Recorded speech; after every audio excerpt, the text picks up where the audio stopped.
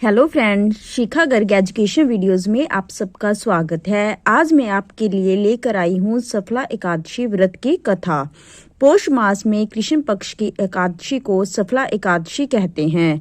हिंदू धर्म में सफला एकादशी का बहुत महत्व है। इस एकादशी के आराध्य देव नारायण हैं, इसलिए इस दिन नारायण जी की विधि के अनुसार श्रद्धा पूर्वक पूजा करनी चाहिए। जिस तरह नागों में शेषनाग, पक्षियों में गरुड़, ग्रहों में सूर्य चंद्र, यज्ञों में अश्वमेध और देवताओं में भगवान विष्णु श्रेष्ठ हैं, उसी प्रकार व्रतों में एकादशी व्रत सर्वश्रेष्ठ है। इस व्रत की कथा इस प्रकार है। चंपापति नगर में महिष्मत नाम का एक राजा रहता था। उसके 5 पुत्र थे। उसका बड़ा पुत्र लुम्पक बड़ा ही पापी था। वह सदा पर स्त्री और दूसरे बुरे कामों में अपने पिता का धन नष्ट किया करता था। वह सदा ही देवताओं ब्राह्मणों की निंदा किया करता था। जब राजा को अपने पुत्र के ऐसे कुकर्मों का पता चला तो उन्होंने अपने राज्य से उसे निकाल दिया। तो वह विचार करने लगा कि अब मैं क्या करूं, कहां जाऊं। अंत में उसने चोरी करने का निश्चय कर लिया।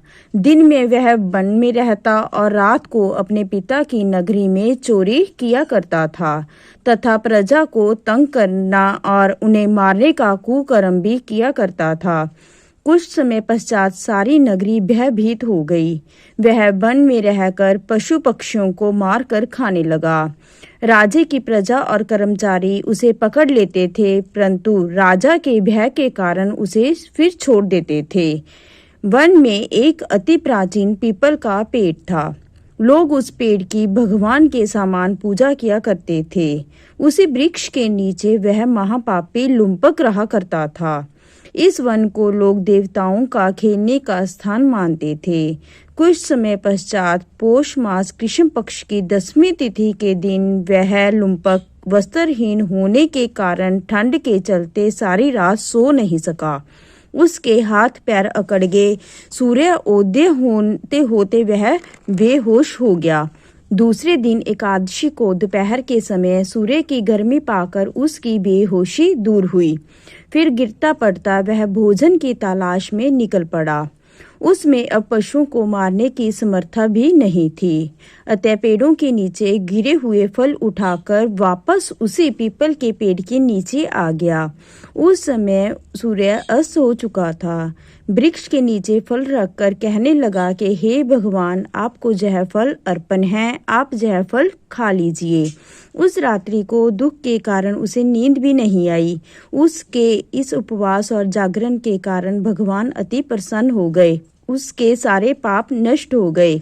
दूसरे दिन सुबह एक अति सुंदर घोड़ा अनेक सुंदर वस्तुओं से सजा हुआ उसके सामने आकर खड़ा हो गया। उसी समय आकाशवाणी हुई कि हे राजपुत्र, श्री नारायण जी की कृपा से तेरे सभी पाप नष्ट हो गए हैं।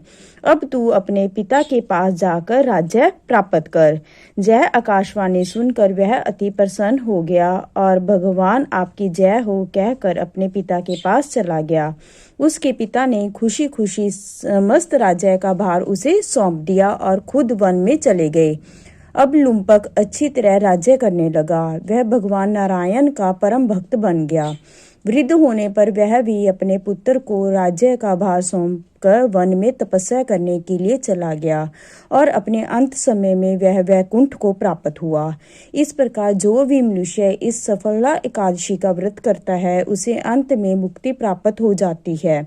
इसी प्रकार जो भी भक्त सच्ची भावना से नियम और निष्ठा पूर्वक एकादशी का व्रत करते हैं तथा कथा सुनते हैं, भगवान विष्णु की कृपा से उनके सभी पाप नष्ट हो जाते हैं और उन्हें सुख समृद्धि की प्राप्ति होती है।